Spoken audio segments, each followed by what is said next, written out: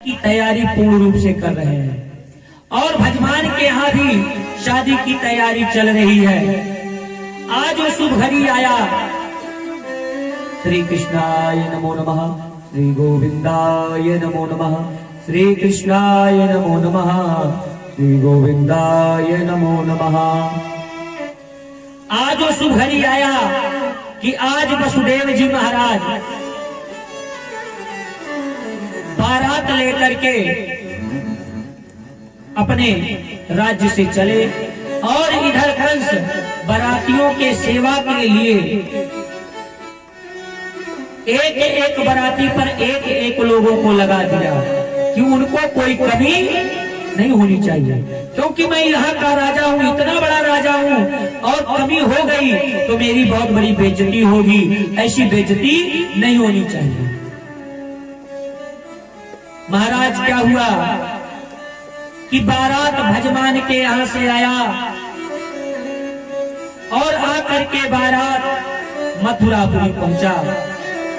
जब मथुरापुरी पहुंचा महाराज, बारातियों का खूब आओ भगत हुआ, खूब सेवा सत्कार हुआ। बाराती उस सेवा भाव से गदगद हुए, प्रसन्न हो गए। बार पूजा हुआ। बार पूजा के बाद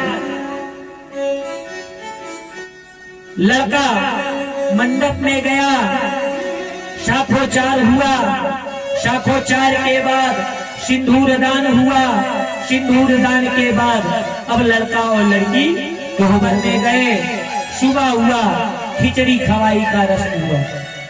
खिचड़ी खवाई में कंस वासुदेव जी को ना जाने कितने लड़िया भर भर करके गहने दिए, सोना चांदी हीरा मोती जवाहरात, दास दासियां नौकर चाकर सब उनको दहेज में दिए। लेकिन राक्षस को दहेज में नहीं दिए थे महाराज, राक्षस तो जरासंध दिया था। इनको केवल हीरा मोती जवाहरात दास दासियां दिए। आज खिचड़ी खवाई के रस्म भी पूरा हुए और अब बारात विदा होने के लिए तैयार हुई। कंस आज अपने देवकी को देख करके बहुत रो रहा है, क्योंकि देवकी से बहुत प्रेम करता था। कठोर हृदय वाला व्यक्ति हो तो दो समय रो देता है। कब कब रोता है बाबा? कठोर हृदय वाला। गांव के जो सबसे कठोर व्यक्ति हो, कि तो जुदाई और कि तो विदाई, दो समय लोग रोते हैं। जुदाई मतलब अपने प्रिय से जुदा होना, जो आपके सबसे प्रिय हैं उससे जब जुदा होंगे तब आंखों से आंसू। और कि तो विदाई, गांव के किसी भी लड़की की विदाई हो, पहली विदाई। और जो सबसे कठोर हृदय वाला व्यक्ति हो वो भी उस दिन रो देता है, नहीं रोता है। दो समय व्यक्ति रो देते हैं, जुदाई और तो विदाई। आज कंस अपने बहन की विदाई कर रहा है और कंस बहुत रो रहा है। कंस बहुत रो रहा है और कंस कहने लगा कि मेरी बहन डोली में नहीं जाएगी, मैं उसको अपने रथ पर बैठा करके, मथुरापुरी के रथ पर बैठा करके उसको ले जाऊंगा, उसके घर तक पहुंचाऊंगा। भागवत ने लिखा है। और हुआ क्या महाराज? कंस अपने रथ पर बैठाया देवकी वासुदेव जी को और कंस मथुरापुरी से बाहर लेकर के रथ को पहुंचा। तब तक आकाशवाणी हुई कि हे कंस, जिस बहन को इतने लाड और प्यार से तू विदा करने जा रहा है, उसी का 8वां पुत्र आपका काल बनेगा। कंस सुना तो कंस जब सुना तो रथ को रोक दिया। देवकी जी कहने लगी कि भैया मेरा जब 8वां पुत्र होगा तो ला करके आपको मैं दे दूंगी और जो मन करे उसके साथ कर लेंगे। इस बात को सुन करके पूर्ण रूप से अस्वस्थ हो गया और देवकी और वसुदेव जी को लेकर के चला गया। भजमान के यहाँ उन दोनों को पहुंचा करके कंस वापस आया। कंस वापस आया जब, तो वसुदेव जी ये जानते थे कि कंस बहुत दुष्ट है, इसलिए क्या किए वसुदेव जी महाराज कि अपने जो रानी रोहिणी थी उनको ले जाकर के नंद बाबा के यहाँ, सुभाष जी उनको ले जाकर के नंद बाबा के यहाँ पहले ही पहुंचा दिया।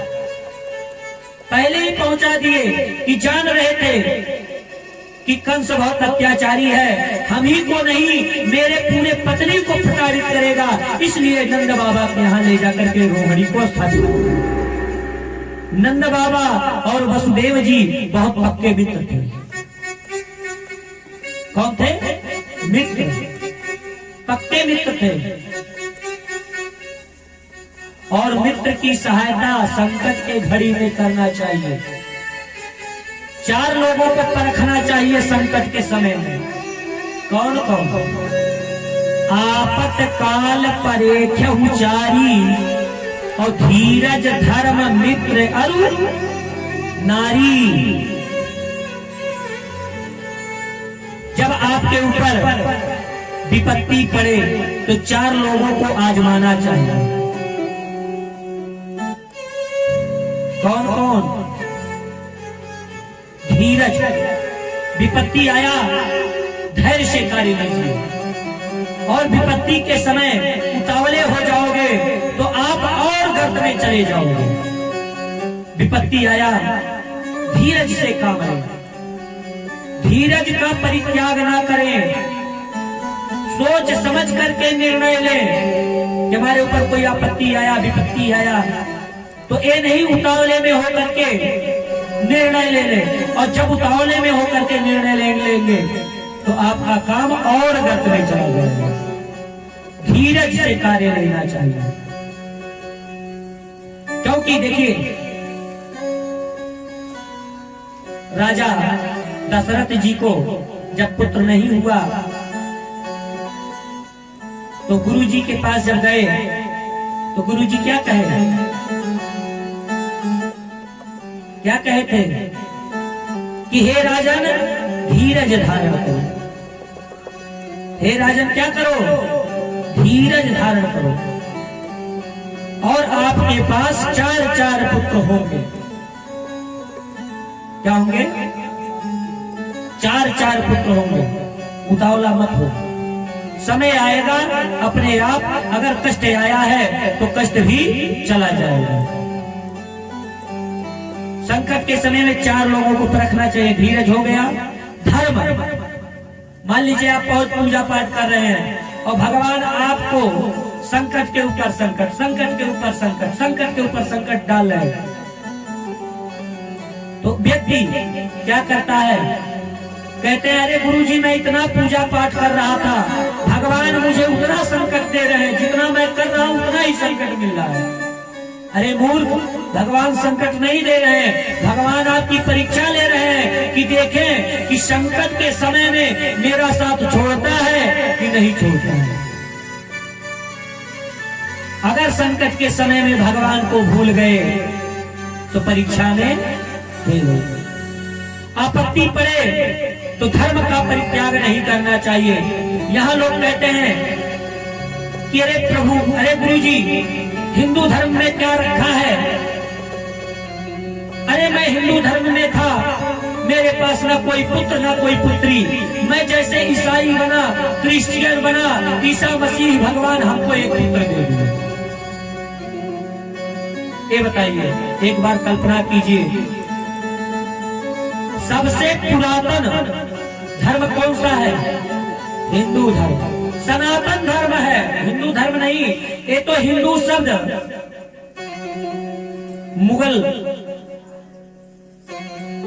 उनके पहले वो सिंध प्रांत से आए थे, सिंध सिंध होकर के आए थे गजनी देश से, तो सिंधु को हिंद कहते हैं। सिंधु को क्या कहते हैं? हिंद। और हिंद से हिंदू। सबसे प्राचीन धर्म क्या है? सनातन धर्म। और सनातन धर्म में देवी देवताओं की कमी नहीं है। अरे अपने धर्म को छोड़ करके दूसरे के धर्म को अपना रहे हो। अपने धर्म में मरना स्वीकार करो और दूसरे के धर्म में स्वर्ग की सुख मिले तो उसका परित्याग कर दो। नहीं करना चाहिए, कर देना चाहिए। और ये सोचो कि अभी कितना दिन ईसाई क्रिश्चियन जो भी धर्म है कितना दिन हुआ? अभी बहुत हुआ होगा, 5000 वर्ष हुए होंगे। लेकिन हमारा सनातन धर्म बहुत प्राचीन धर्म है। नहीं है, प्राचीन धर्म है। अभी ईसाई यानी क्रिश्चियन का उद्भव 2100 वर्ष पहले हुआ था। कौन सा सन चल रहा है? 2024, 2400 पहले, 2024 साल यही हो गया। 2400 वर्ष, बहुत ज्यादा दिन नहीं हुआ। और सनातन धर्म बहुत प्राचीन धर्म है। तो अपने धर्म का परित्याग नहीं करना चाहिए महाराज।